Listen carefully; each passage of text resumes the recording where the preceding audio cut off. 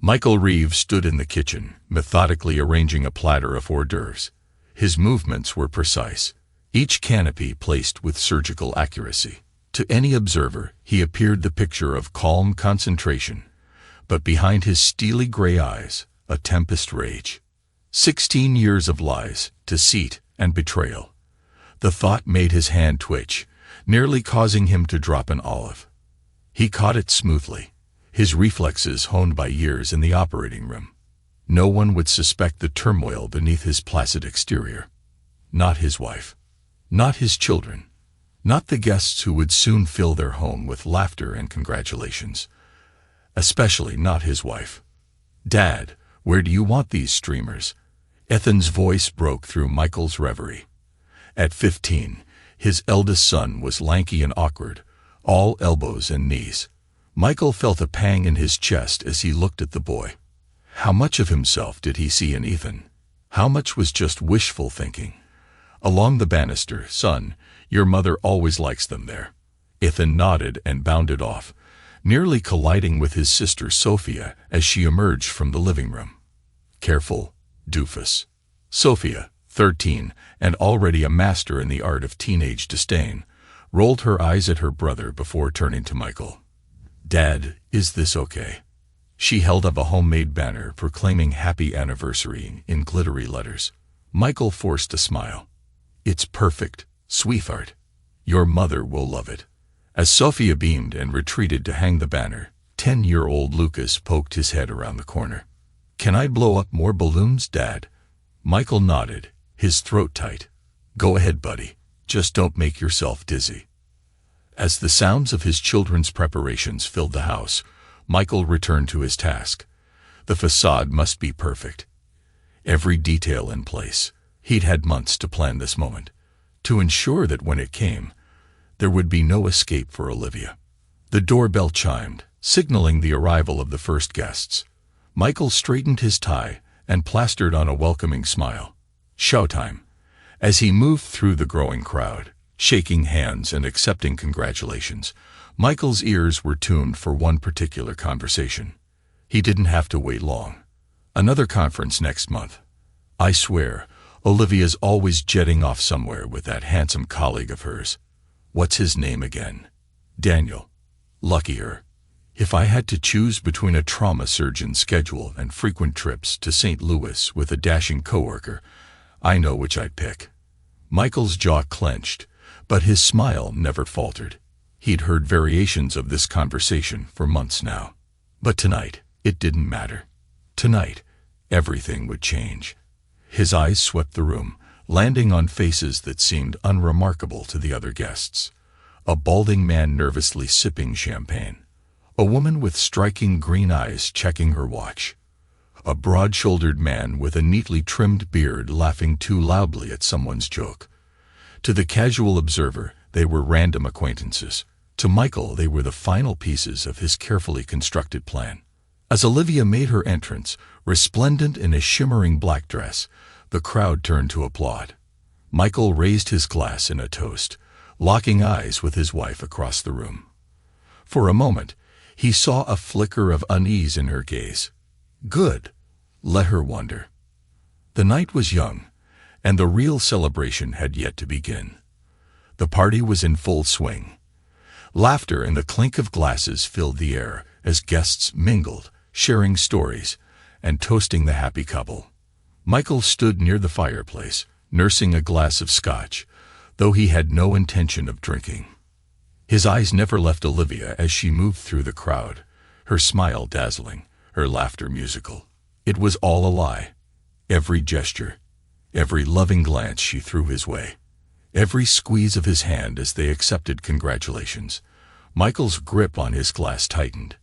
It was time. With deliberate movements, he set down his drink and picked up a serving spoon, tapping it against his glass. The clear, ringing sound cut through the chatter, drawing all eyes to him. Friends, family. Michael began, his voice steady and warm. Olivia, and I can't thank you enough for being here tonight. 16 years of marriage is no small feat, and we're blessed to have such wonderful people to share it with. A murmur of agreement rippled through the crowd. Olivia beamed at him, a perfectly rehearsed look of adoration on her face. Michael's stomach turned. "But tonight isn't just about Olivia and me," he continued. "It's about family. And what better way to celebrate family than with gifts?" He turned towards his children, who had gravitated towards their mother. "Ethan, Sophia, Lucas, come here, please." The children exchanged excited glances before making their way to Michael. He could see the curiosity in their eyes, mixed with the slight embarrassment of being the center of attention. "Now, I know it's not your birthday," Michael said, eliciting a few chuckles from the guests. "But your mother and I have a very special surprise for each of you." He reached behind the mantel, producing 3 elegantly wrapped boxes. The room fell silent as he handed one to each child. "Go ahead, open them." With varying degrees of eagerness, the children tore into their gifts.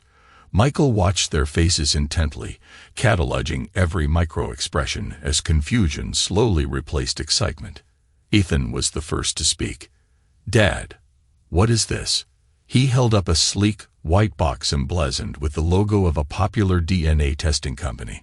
Sophia and Lucas were examining similar kits, brows furrowed in puzzlement. "Those," Michael said, his voice suddenly cold, "are DNA test kits. But don't worry, we won't need to use them. I've already taken care of that part." A collective gasp went through the room. Olivia took a step forward, her face pale. "Michael, what are you?" He cut her off with a raised hand.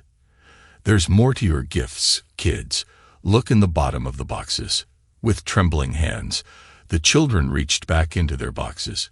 Each pulled out a photograph of a man they had never seen before. "Meet your biological fathers," Michael announced, his voice ringing in the stunned silence. "They're eager to know you. Any questions? Your mother has all the answers."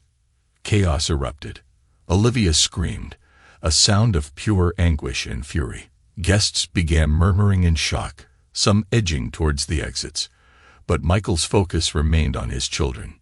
"No, not my children. Never my children." Ethan stumbled backwards, the DNA kit and photo falling from his hands.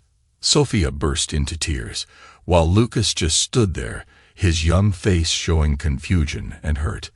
"Dad," Lucas's voice was small and lost. "I don't understand." Michael felt a twinge of regret, quickly buried under the weight of his anger and betrayal. "I'm sorry, Lucas. I'm not your dad. I'm not any of your dad. Ask your mother who these men are. Ask her about her conferences with Daniel. Ask her about the lies she's been telling for 15 years. Olivia lunged forward, her carefully styled hair now in disarray. "You bastard," she shrieked.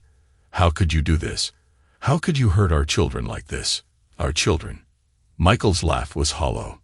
"That's rich, Olivia. Tell me, how long have you known? Did you ever intend to tell me? Or was I just a convenient fool to pay for everything?" The room had gone deathly quiet, all eyes ping-ponging between Michael and Olivia. The children huddled together, Sophia sobbing into Ethan's chest, while Lucas clung to his sister's hand. "Mom," Ethan's voice cracked. "Is it true?" Olivia's face crumpled. She reached for her son, but he flinched away. "Ethan, baby, I can explain." "Explain what?" Michael interrupted. "Explain how you've been lying to all of us for years. Explain how you've been seeing other men behind my back. Or explain how you let me raise 3 children, believing they were mine when you knew they weren't." He turned to the stunned crowd. "Oh, and let's not forget our special guests. You 3. Congratulations, your father's surprise." The balding man who'd been nursing his champagne all night went pale. The woman with striking green eyes gasped, her hand flying to her mouth as she stared at her shell-shocked husband. The broad-shouldered man with the beard took a step forward, his eyes locked on Sophia. "Is she?" he began, unable to finish the sentence. Michael nodded. "DNA doesn't lie, unlike some people in this room." Olivia, who had been frozen in shock, suddenly sprang into action. She lunged at Michael, her manicured nails raking across his face. "You son of a friend. How dare you? How dare you?" Guests moved to intervene, pulling Olivia away as she continued to scream and sob. Michael stood his ground, unmoved by her hysterics. He'd anticipated this reaction, had prepared for it. What he hadn't prepared for was the look in his children's eyes, the betrayal, the confusion, the hurt. For a moment, his resolve wavered. But then he remembered the nights he'd spent poring over credit card statements, the hours wasted analyzing phone records, the gut-wrenching moment when the first DNA test results came back. No, there was no going back now. As the chaos of the revelations settled into a stunned, uneasy quiet, Michael moved with purpose. He retrieved a manila envelope from his study, ignoring the whispers and stares that followed him. Olivia had collapsed onto the sofa, mascara streaking her cheeks as she alternated between sobbing and glaring daggers at her husband. "Here," he said, dropping the envelope in her lap. "Divorce papers. I won't be financing the education of children who aren't mine." Olivia's head snapped up, fresh horror dawning on her face. "Michael, please," she whispered. "We can talk about this. We can fix this. Fix this." Michael's laugh was bitter, devoid of any warmth. "There's nothing to fix, Olivia. It's over. It's been over for months. You just didn't know it." He turned to address the room, his voice carrying easily in the tense silence. "For those of you wondering how long I've known, the answer is 5 months, 2 weeks, and 3 days. That's when I first suspected. But suspicion wasn't enough. No, I needed proof." Michael began to pace, slipping into the calm, authoritative tone he used when presenting difficult cases to his medical students. It started with little things, odd charges on credit card statements, hush phone calls, conferences that seemed to pop up with increasing frequency. But the real kicker? A chance encounter with an old friend who mentioned seeing Olivia at a restaurant in Boston. On a weekend, she was supposed to be in Chicago. He paused, letting the implications sink in. Olivia had curled and on herself. The divorce papers crumpled in her hand. "That's when I hired the private investigators. Plural. Because one wasn't enough to keep tabs on all of Olivia's activities. And let me tell you, they earned every penny." Michael's gaze swept the room, landing on each of the men he'd identified as the children's biological fathers. "You gentlemen might want to check your bank accounts. You've got some back child support too." The balding man sputtered, his wife glaring at him with murderous intent. The bearded man had sunk into a chair, head in his hands. The third man, standing with the green-eyed woman, looked ready to bolt for the door. "As for the DNA tests," Michael continued, "those were trickier. Amazing what you can do with a few stray hairs and some discreet lab work. I had to be sure, you see, sure beyond any shadow of a doubt. Because I knew that when this moment came, Olivia would deny everything. She'd lie, like she's been lying for years." He turned back to his wife, who had risen from the sofa, divorce papers clutched to her chest like a shield. "Go ahead, Olivia. Tell them I'm lying. Tell our guests, tell our children, that this is all some elaborate hoax." Olivia opened her mouth, but no words came out. Her eyes darted around the room, seeking an ally, finding none. "That's what I thought," Michael said softly. He moved towards the door, pausing to address the 3 shell-shocked children huddled together near the fireplace. "Ethan, Sophia, Lucas, I'm sorry. You didn't deserve this. None of this is your fault. I hope one day you'll understand why I had to do this." As he reached for the doorknob, Olivia finally found her voice. "Michael, wait." She stumbled towards him, reaching out. "Please, we can work this out. Think of the children." Michael's hand froze on the door. For a moment, it seemed he might turn back. But then his shoulders straightened, and he spoke without looking at her. "I have thought of the children, Olivia. I've thought of nothing else for months, and I've realized something. The best thing I can do for them is to show them that actions have consequences. That lies, no matter how long they've been told, eventually come to light. He opened the door, cool night air rushing in. "Goodbye, Olivia. I'm sure your lawyer will be in touch with mine." With that, Michael Reeves walked out of the house he called home for 16 years. Behind him, he left a scene of utter devastation. A family shattered, illusions decimated. As he climbed into his car, preloaded with essential belongings, Michael allowed himself one moment of doubt, one instant to question if he'd done the right thing. But as he started the engine and pulled away from the curb, he pushed the doubt aside. The truth was out, the lies were exposed. And while the pain was immense now, he told himself it was necessary. A clean break, a cauterized wound. It would heal eventually.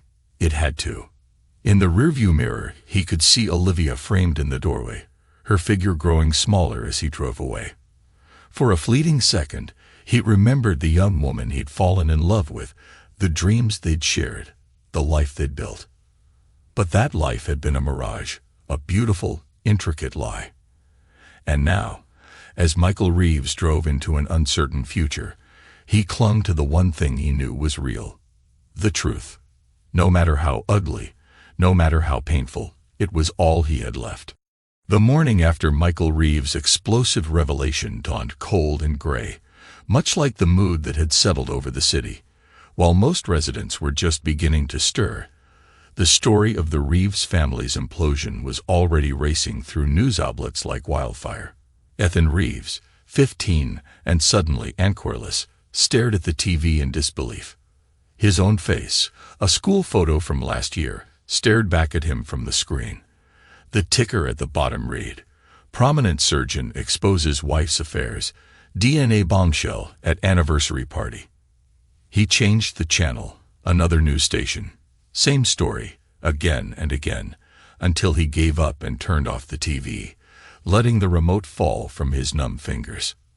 In the kitchen, he could hear Sophia's muffled sobs and Luca's confused questions, their mother's voice hoarse from a night of crying and shouting. They tried to offer comfort that rang hollow even to Ethan's ears. A pounding at the door made them all jump. Ethan peered through the peephole to see a sea of cameras and microphones, vultures descending on their misery for the next sensational headline. "Go away," he shouted, his voice cracking. "Leave us alone." But the reporters didn't leave.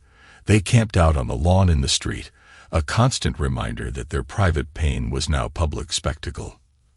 Across town, in a sterile hospital boardroom, Michael Reeves sat ramrod straight, facing a panel of his peers. The chief of surgery, Dr. Eleanor Patel, a woman he'd considered a friend and mentor, now regarded him with a mix of disappointment and concern. "Michael," she began, her voice carefully neutral, "you understand why we've called this meeting." Michael nodded once, his face a mask of professional detachment. "My personal life has become a liability to the hospital's reputation." Dr. Patel sighed. "It's not just that, Michael. Your actions, the public nature of your disclosure, it raises questions about your judgment, your ability to handle sensitive situations. With all due respect," Michael's voice was cold, "my judgment in the operating room has never been in question. My personal life is no longer personal." Dr. Patel cut in. "Like it or not, you've made it public in the most spectacular way possible. We've already had patients requesting to change surgeons. Your colleagues are concerned about working with you. The board is worried about potential lawsuits." Michael's jaw clenched. He'd anticipated professional fallout, but the reality of it still stung. "What are you saying, Eleanor?" "We're not firing you," Dr. Patel said quickly. "Your surgical record speaks for itself. But we are placing you on administrative leave, effective immediately. Take some time, Michael. Deal with your personal issues. When things have calmed down, we'll reassess." As Michael left the boardroom, he could feel the eyes of his colleagues on him. Some sympathetic, others judging, all watching to see how the great Dr. Reeves would handle his fall from grace. Meanwhile, across the city at Olivia's law firm, a different kind of reckoning was taking place. Olivia sat in the conference room, her usually impeccable appearance in disarray. Her managing partner, Richard, paced in front of her, his face a storm cloud of fury and disappointment.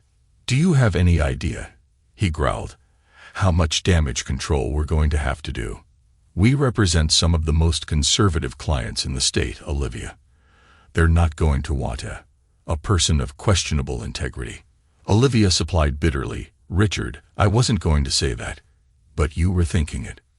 Patricia, a shark-like woman, was saying, "We make you the victim, Olivia. A woman trapped in a loveless marriage, emotionally overwhelmed by a controlling husband who was more married to his job than to you."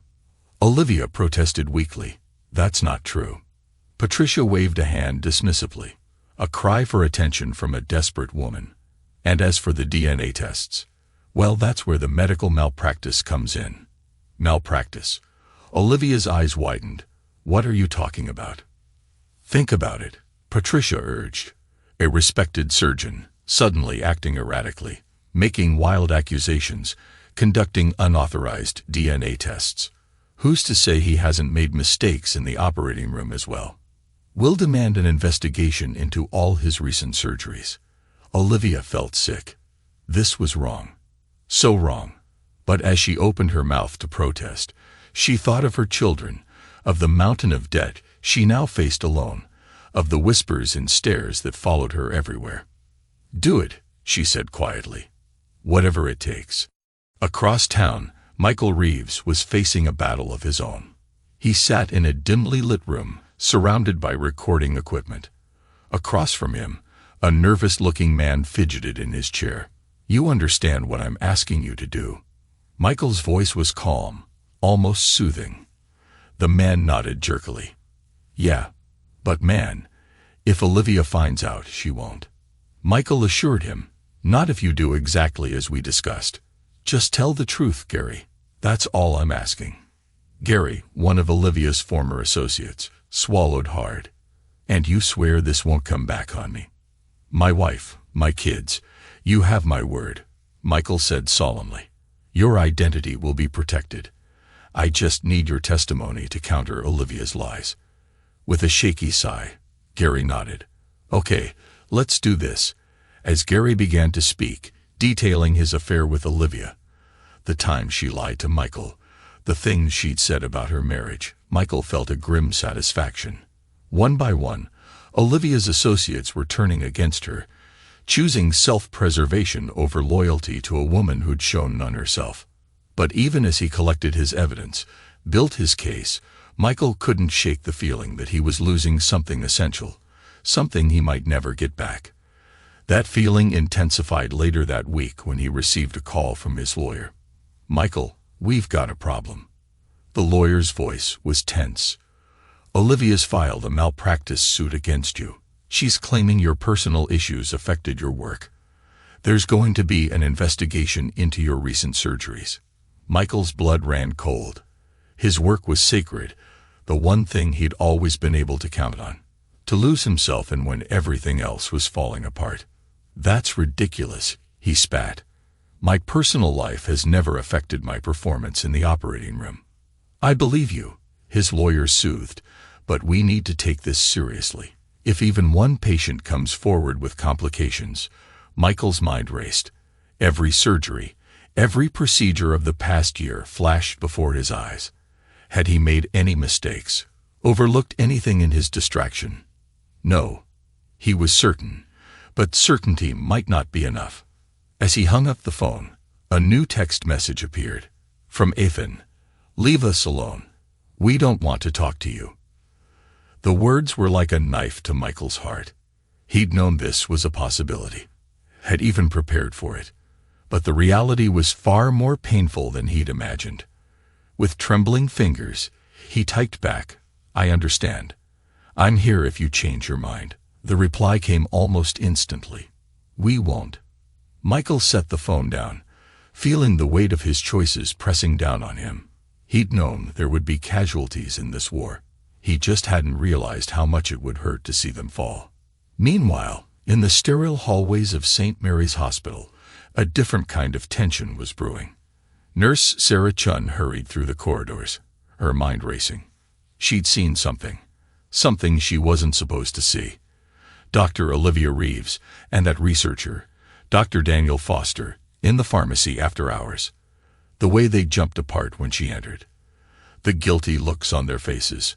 And then there were the discrepancies in the research funding reports she'd been asked to file, small amounts here and there. Nothing too obvious. But Sarah had always had a head for numbers, and something wasn't adding up. She dismissed it at first. Surely she was mistaken. Dr. Reeves was respected, admired. Dr. Foster was on the verge of a breakthrough in his research. But now, with all the scandals surrounding the Reeves family, Sarah couldn't shake the feeling that she'd stumbled onto something bigger, something dangerous. As she rounded a corner, she nearly collided with Dr. Foster himself. He steadied her with a hand on her arm, his smile not quite reaching his eyes. "Careful there, Sarah," he said smoothly. "Wouldn't want any accidents, would we?" Sarah felt a chill run down her spine at his words. As Dr. Foster walked away, she made a decision. She needed to talk to someone. Someone who would understand the implications of what she'd seen. She needed to talk to Dr. Michael Reeves. Michael Reeves stood in the operating room, his hand steady as he made the first incision. This was where he belonged, where everything made sense, where he could lose himself in the intricate dance of scalpel and suture, life and death balanced on the edge of his blade. But even here, in his sanctuary, the outside world intruded. He could feel the eyes of the surgical team on him, watching for any sign of distraction. Any hint that the scandal engulfing his personal life might affect his performance. He wouldn't give them the satisfaction. Every move was precise, every cut exact. This patient, a high-profile businessman with a tricky aortic aneurysm, had specifically requested Michael despite the controversy. He wouldn't let him down. Hours ticked by. The surgery was complex, pushing even Michael's considerable skills to the limit. But finally, mercifully, it was done. The aneurysm repaired. The patient stable. Michael stepped back, allowing himself a moment of relief. He'd done it. Despite everything, he was still the surgeon he'd always been. But as he turned to leave the operating room, a commotion erupted.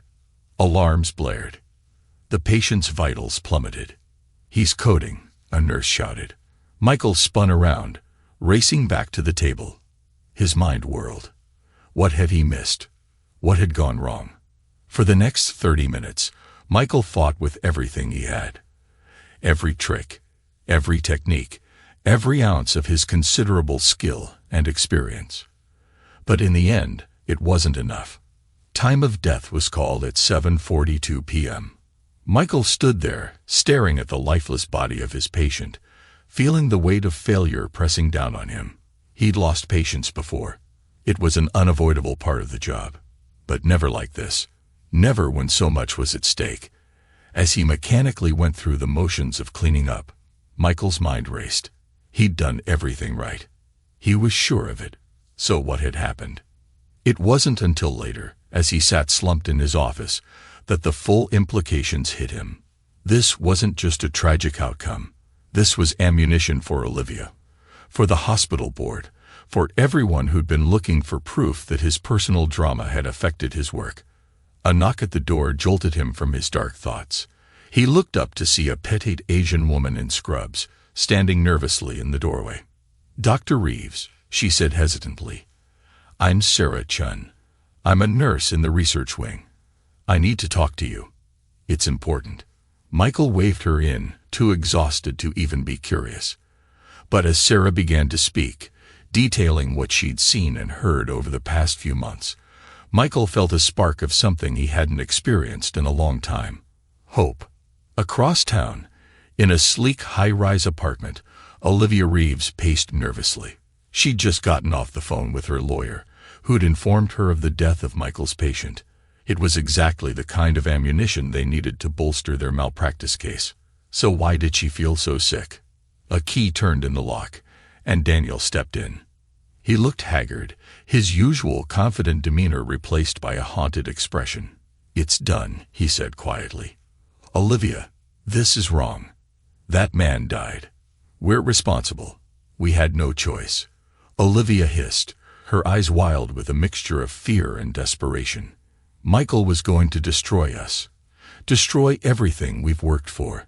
This was the only way to discredit him.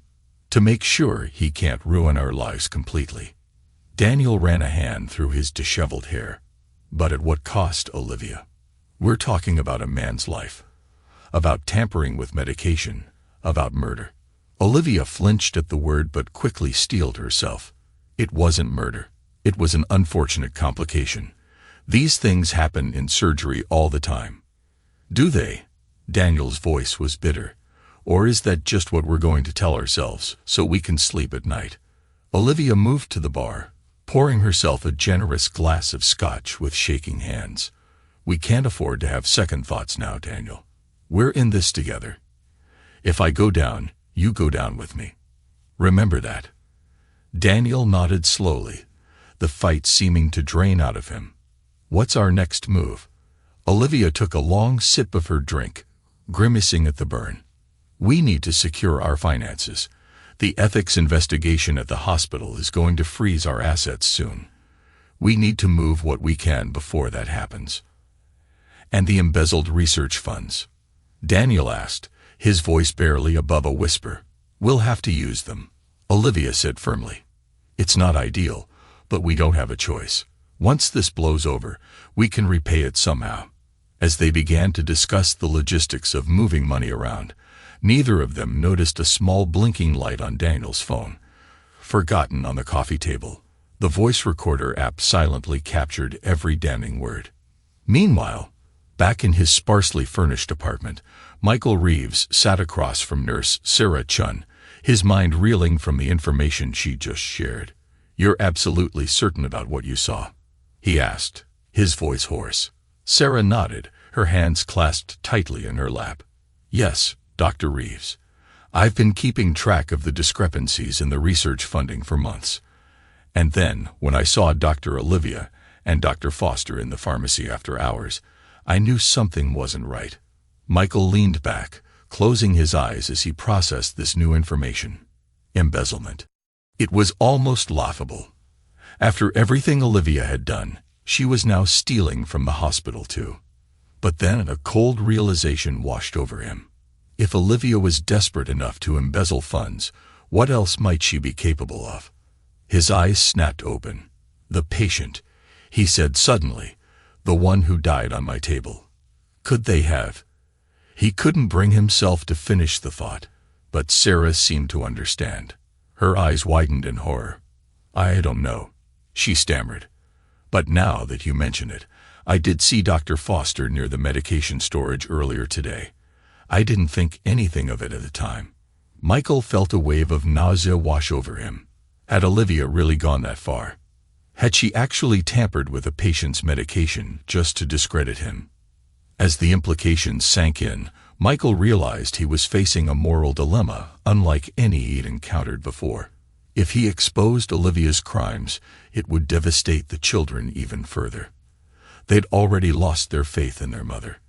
Learning that she was a thief and potentially a murderer might destroy them completely. But if he stayed silent, who knew how many more people might be hurt, how many more lives might be put at risk? Michael stood abruptly, startling Sarah. Thank you for coming to me with this, Nurse Chun.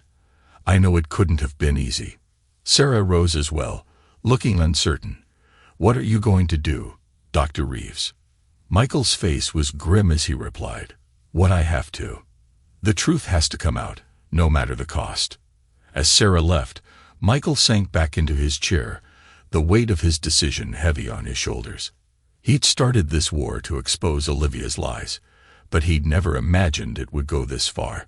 The price of truth, it seemed, was higher than he'd ever anticipated. With a heavy heart, he picked up his phone and dialed a number he'd hoped he'd never have to use. This is Dr. Michael Reeves, he said when the line connected. I need to report a case of suspected embezzlement and medical malpractice and possible homicide. I'll share more details in person with evidence and a witness. As he began to detail what he knew, Michael couldn't help but think of his children, of the pain this would cause them. But he also thought of the Hippocratic oath he'd taken, of his duty to protect his patients. Sometimes, he realized, being a good father meant making impossible choices, and sometimes the truth came at a terrible price. But it was a price he had to pay for his integrity, for justice, and for the safety of future patients who might fall victim to Olivia's desperate schemes. As Michael hung up the phone, he felt a strange mix of dread and relief. The die was cast. There was no going back now. The war he'd started had escalated beyond anything he'd imagined. But as he stared out the window at the city lights, Michael Reeves steeled himself for the battles yet to come. The truth would out, and he would see it through no matter the cost.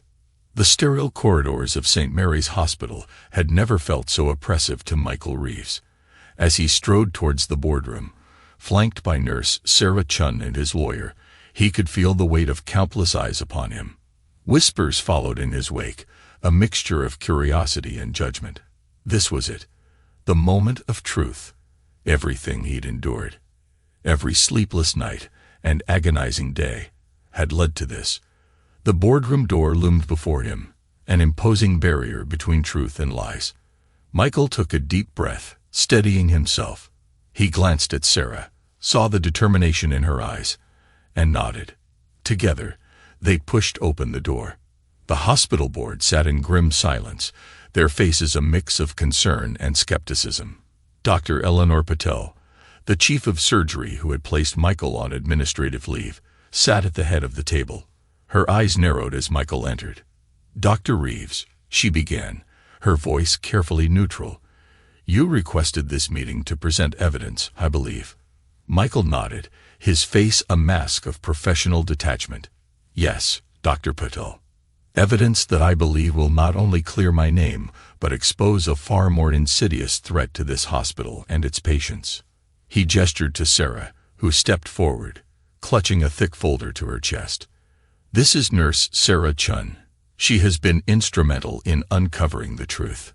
For the next hour, Michael and Sarah laid out their case, bank statements showing mysterious transfers, pharmacy logs with discrepancies, witness accounts of suspicious behavior, and finally, the damning recording of Olivia and Daniel discussing their embezzlement and the patient's death. As the evidence mounted, the board's expression shifted from skepticism to shock, and finally to anger. Dr. Patel's face had turned ashen. This is beyond anything we could have imagined," she said, her voice barely above a whisper. "Dr. Reeves, I owe you an apology." "We all do." Michael shook his head. "No apologies necessary, Dr. Patel. You did what you thought was right based on the information you had. What matters now is what we do next." Dr. Patel straightened, her jaw set with determination. "We launch a full-scale investigation immediately. All of Dr. Olivia Reeves and Dr. Foster's assets will be frozen pending the outcome. Their medical licenses will be suspended." She turned to Michael, her eyes filled with a mixture of respect and regret. "As for you, Dr. Reeves, consider your administrative leave terminated. You're cleared to return to work immediately." A wave of relief washed over Michael, but it was short-lived. As the board began discussing next steps, his phone buzzed with a text message. It was from Ethan. "We know the truth. About everything. We need to talk." Michael's heart clenched. His children. In all of this, he'd almost forgotten the most important part of the equation. The ones who stood to lose the most. As he left the boardroom, his professional victory felt hollow in the face of the personal reckoning that awaited him.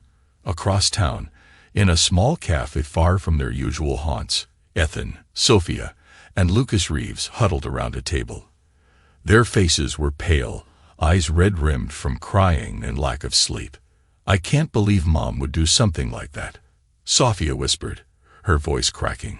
"Stealing? Maybe even killing someone." Ethan's jaw clenched. "I can't believe any of this. Dad, Mom, those other men, our whole life has been a lie."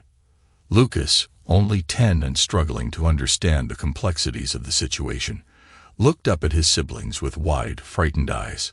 "What's going to happen to us now?" Before Ethan could answer, the cafe door opened, and 3 men walked in. The children recognized them immediately from the photos Michael had given them at that fateful anniversary party, their biological fathers. The men approached cautiously, their faces a mix of nervousness and hope. Ethan, the tallest of the three, spoke first, his voice gentle. I'm your father, your biological father. I'm James. Ethan stared at him, a storm of emotions raging in his eyes. Why now? He finally managed to ask. James sighed. I didn't know, not until your dad, until Michael told me. If I had known, you would have. Sophia interrupted, her voice sharp, swooped in and played dad. We already had a father. We thought we did, anyway. The shortest of the men, a kindly-looking fellow with round glasses, stepped forward. Sophia, sweetheart, we're not here to replace anyone. We wanted to meet you, to let you know that if you need anything, we're here for you. Lucas, who had been quiet until now, suddenly spoke up. Did you love our mom? The question hung in the air, heavy with implication. The third man, Lucas's biological father, knelt down to the boy's eye level. It's complicated, buddy, he said softly. But what's not complicated is this. You three are incredible kids, and while we might not have been there for you before, we want to be here for you now, if you'll let us. The children exchanged glances, a silent communication passing between them. Finally, Ethan nodded. We'll think about it, he said. But right now, we need to go see our dad, our real dad. As the children left the cafe, leaving their biological fathers behind, they felt a strange mix of emotions. The world as they knew it had been shattered. But from the fragments, something new was beginning to take shape. Something uncertain and scary, but also filled with possibility. Meanwhile, in his modest apartment, Michael Reeves sat on the edge of his bed, staring at the phone in his hand. The text from Ethan felt like both a lifeline and an anchor, pulling him towards a future he both longed for and feared. With a deep breath, he typed out a reply. I'm ready when you are. I love you all. As he hit send, Michael realized that despite his vindication, despite the turning of tables, he was facing the most daunting challenge yet, rebuilding a relationship with the children he'd raised, loved, and then, in pursuit of truth, nearly lost. The reckoning wasn't over. In many ways, it was just beginning. The law office of Patricia Goldstein was a monument to power and prestige, all gleaming marble and polished mahogany. But today, it felt more like a bunker to Olivia Reeves as she paced a plush carpet, her designer heels clicking a frantic rhythm. This wasn't supposed to happen, she muttered, running her hands through her disheveled hair. We had a plan. We had leverage. Daniel Foster sat slumped in an armchair. It's over, Olivia, he said, his voice hollow. They know everything. The embezzlement of the patient. Olivia whirled on him, her eyes flashing. Don't say it. Don't you dare say it out loud. Patricia, watching the exchange with growing concern, cleared her throat. I think we need to consider our options here. The evidence against you both is substantial. A knock at the door interrupted them. Patricia's assistant poked her head in, her face pale. Ms. Goldstein, Dr. Michael Reeves is here. He says he needs to speak with Dr. Olivia and Dr. Foster immediately. Olivia and Daniel exchanged panicked glances. Patricia nodded. Send him in. Michael entered the room, his face a mask of cold determination. He'd shed the uncertainty and pain of the past months, replaced by a steely resolve. Olivia, Daniel, his voice was flat, devoid of emotion. I think it's time we had a talk. Olivia straightened, summoning the last vestiges of her defiance. Come to gloat, Michael, to see your handiwork up close. Michael's laugh was bitter. Gloat? Is that what you think this is about?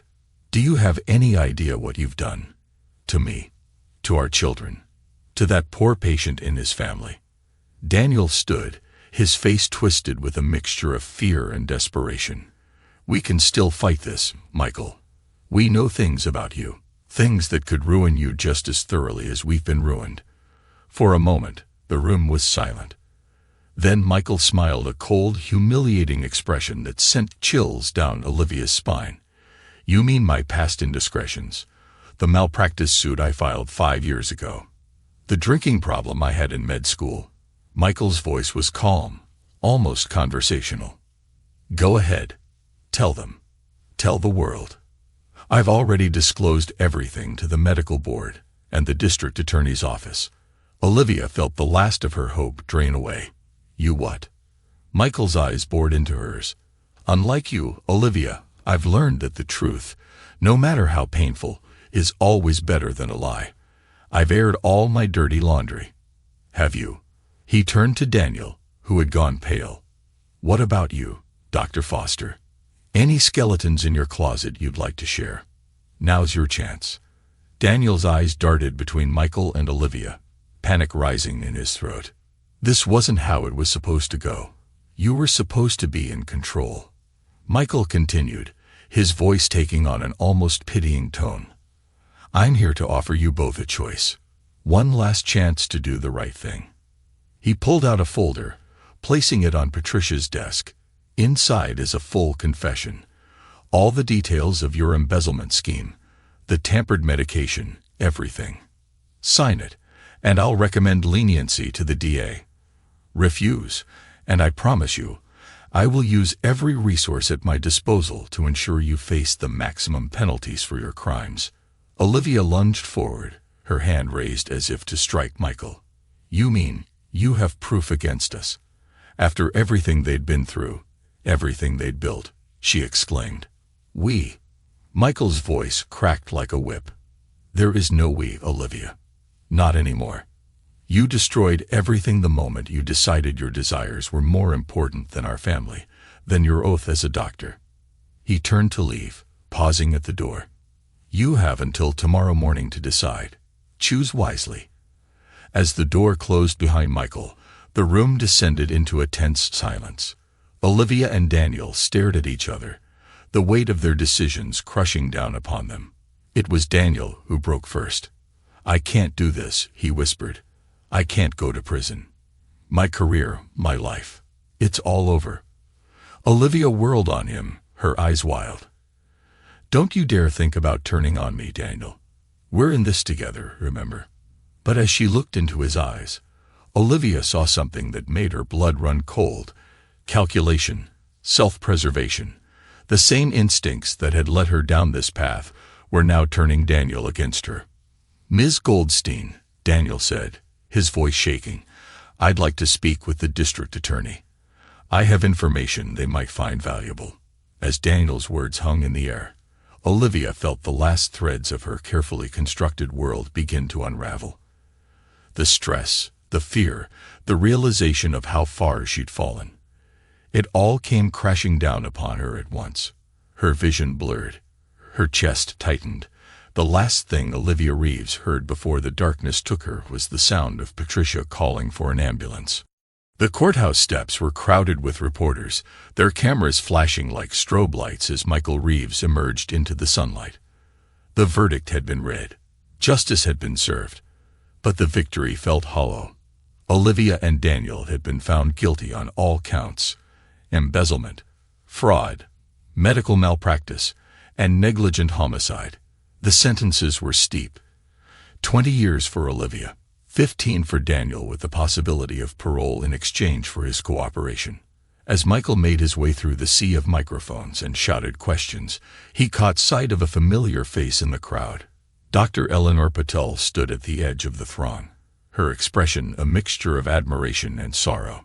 "Dr. Reeves," she called out as he approached. "A moment of your time." Michael nodded, allowing Dr. Patel to lead him away from the clamoring reporters. They found a quiet spot in a nearby park, the sounds of the city fading into the background. "I wanted to thank you," Dr. Patel began, her voice soft. "What you did, exposing the truth despite the personal cost, it was incredibly brave." Michael's laugh was bitter. "Brave? I'm not sure that's the word I'd use. Necessary, maybe, but at what cost?" Dr. Patel placed a hand on his arm, her touch comforting. "Which is why I'm here. The board has been discussing your future at St. Mary's. We'd like to offer you a new position, head of trauma surgery, at our new state-of-the-art facility in Boston. Michael blinked, taken aback. Boston. I don't know what to say, he stammered. Say you'll consider it. Dr. Patel urged. You've been through hell, Michael. Maybe a fresh start is exactly what you need. As Michael opened his mouth to respond, his phone buzzed. A text from Ethan. We heard the news. Can we meet? Michael's heart clenched. His children. In all the chaos of the trial, he'd almost forgotten the most important part of his life. I'll think about it, he told Dr. Patel. But right now, there's somewhere I need to be. An hour later, Michael found himself sitting in a small cafe, facing the 3 children he'd raised and loved for so many years. Ethan, Sophia, and Lucas looked at him with a mixture of emotions. Anger, confusion, hurt, but also a glimmer of something that might have been hope. So, Ethan began, his voice carefully neutral. It's over. Michael nodded. The legal part, yes, but I know we have a lot to work through. If you're willing, Sophia, her eyes red-rimmed but determined, spoke up. We'd been talking with each other, with our therapist, even with our biological fathers. Michael felt a pang in his chest at those words, but he forced himself to stay calm. And Lucas, the youngest, reached out and took Michael's hand. We're angry, he said softly, and hurt. But you're still our dad, the dad who taught us to ride bikes and helped us with our homework, and loved us.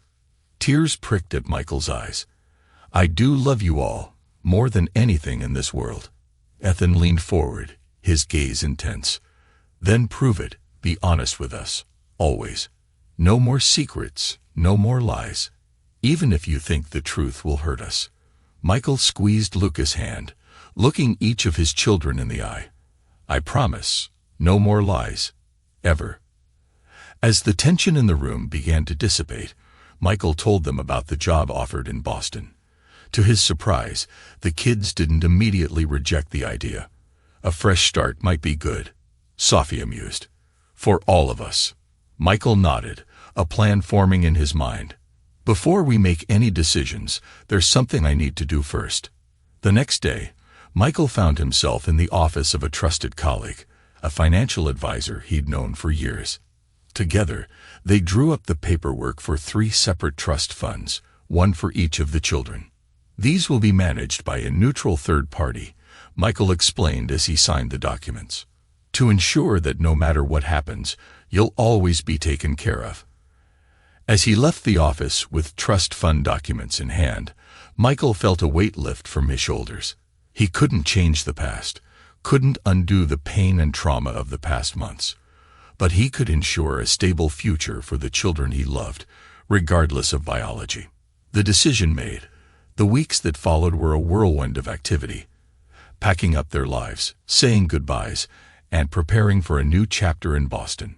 Michael threw himself into the preparations, grateful for the distraction from the lingering pain and guilt that still haunted him. As the day of departure approached, Michael found himself standing in the empty living room of the house he'd once shared with Olivia. Memories, both bitter and sweet, washed over him. This was where he built a life, raised a family, and this was where it all came crashing down. A knock at the door jolted him from his reverie.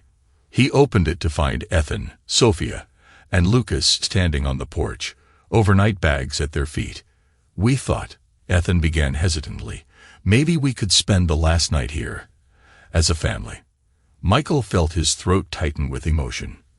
I'd like that, he managed to say. I'd like that very much.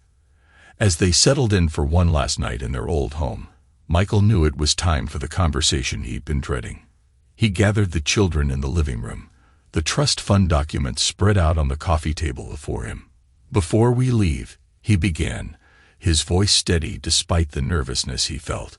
There's something important we need to discuss. He explained about the trust funds, how they would work, and why he had set them up. The children listened in silence, their faces a mixture of surprise and understanding. You didn't have to do this, Sophia said softly when he finished.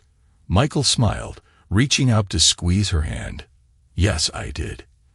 You're my children, regardless of biology. I want to make sure you're always taken care of, no matter what. Lucas, ever the youngest and most direct, asked the question that hung in the air. Does this mean you're saying goodbye? Michael's heart clenched. No, buddy, this isn't goodbye. It's a safety net and a promise that no matter what happens, no matter where life takes us, I'll always be here for you. If you want me to be. Ethan, who had been quiet until now, finally spoke. We do, he said, his voice firm. You're our dad. That hasn't changed. As the tension in the room began to dissipate, Michael told them about the job offered in Boston.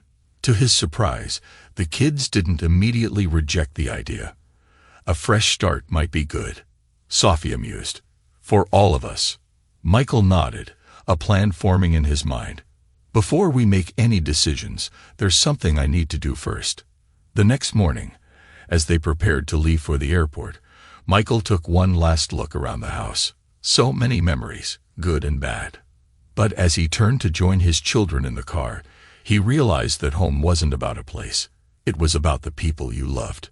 The drive to the airport was quiet, each of them lost in their own thoughts. As they approached the terminal, Michael felt a surge of anxiety. This was it, the point of no return. He parked the car and turned to face his children. Are you sure about this? He asked. It's not too late to change your minds. Sophia reached out, taking his hand. We're sure, Dad. We're in this together. As they walked into the airport, their luggage trailing behind them, Michael felt a mix of emotions he couldn't quite name.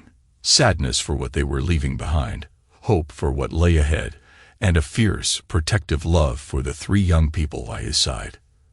They checked in, made their way through security, and finally arrived at their gate. As they waited to board, Michael looked at each of his children in turn. Ethan, almost a man now, strong and resilient despite everything he'd been through. Sophia, her mother's beauty tempered by a kindness and empathy that was all her own. And Lucas, still so young, but with a wisdom beyond his years. I want you to know, Michael said, his voice thick with emotion, that no matter what happens, no matter where life takes us, I will always be your father, and I will always, always love you. Ethan nodded, blinking back tears. Sophia leaned in for a hug. Lucas, in a rare display of public affection, threw his arms around Michael's waist. As their flight was called, Michael took a deep breath. This isn't an ending, he realized. It's a beginning. A chance to rebuild, to heal, to create something new and beautiful from the ashes of our old life. They boarded the plane, found their seats, and buckled in. As the engines roared to life and the plane began to taxi down the runway, Michael felt a sense of peace settle over him. The road ahead wouldn't be easy. There would be challenges, setbacks, moments of doubt, but they would face them together. As the plane lifted off, soaring into the clear blue sky, Michael Reeves closed his eyes and said a silent prayer of thanks. For second chances, for healing, for the love of family that transcended biology and weathered even the fiercest storms. The future was uncertain, but for the first time in a long time, Michael felt hope. Whatever came next, they would face it as a family, and that he realized was all that truly mattered.